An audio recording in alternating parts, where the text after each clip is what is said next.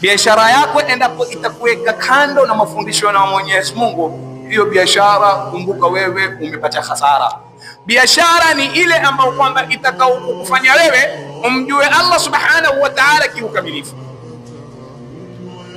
Liilafi Quraish, Mwenyezi Mungu subhanahu wa ta'ala anaapa kwa Makuraish. Makuraish ni kina nani? Makuraish ni watu waliopatikana ambalo ni kabila la Mtume Muhammad sallallahu alaihi wasallam.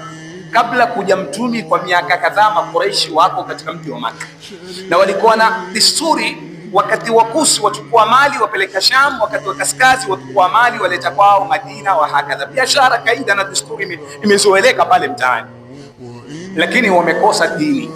Na ndio nikasema dini ni kitu muhimu kuambatana na mafundisho kamili ya biashara. Biashara yako ikiwa haikupeleki katika dini, basi umehasirika, lakini biashara yako iko kamili na mafundisho ya dini, hiyo ni kitu tasawa. Liilafi Quraish, kuzoea kwa Makuraish.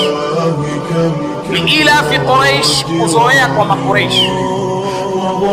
Ila fihim, kule kuzoea kwao, rihlata shita'i, safari mbili ya kusi wa swaif na kaskani.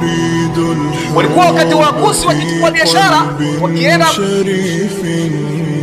na wakichukua biashara wakati wa kaskazi wakienda, yani mwaka mzima wanazunguka wao, Sham, Madina, Makka, Sham, Madina, Makka. Hiyo ndio haja yao na desturi, lakini walikuwa hawana kitu kinachoitwa imani wa Mola subhanahu wa ta'ala. Mwenyezi Mungu, Mtume Muhammad alipokuja, tulipoelekewa barabara za sawa, tukaanza kupatiwa mafundisho katika dini, vipi nitafanya biashara mimi.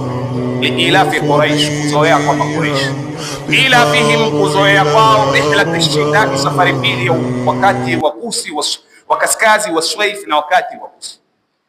Faliabudu, basi wa muabudu, rabba hadha albayt, mola wa hii alkaaba, alladhi, mola ambaye kwamba at'amahum, kawalisha wao, min ju'in, kutokamana na njaa, wa amanahum, na kawapatia amani wao, min khawf, kutokamana na kicho.